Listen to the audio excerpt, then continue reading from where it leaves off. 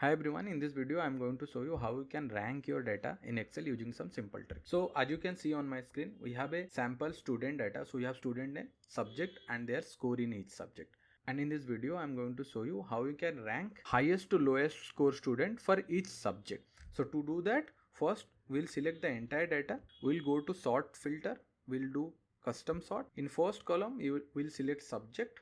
Then we'll add it. So click on the plus. Then we'll select score and largest to smallest. So if we do this, so our entire data has been custom sorted based on subject and score. I'll show you how to write rank function. So for the first cell, that is D2, you just have to write 1, and our formula will start from the next cell, and we will be using a if formula to do that. Okay, so I'll show you how to write that.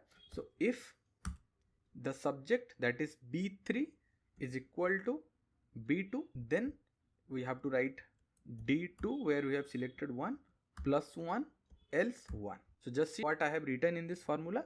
If the same row's subject is equal to previous subject, then add 1 with the previous rank value, else start a new rank as 1. I hope you understood this part. So if I just close the bracket and enter it, the rank is 2, and then you just need to drag it down.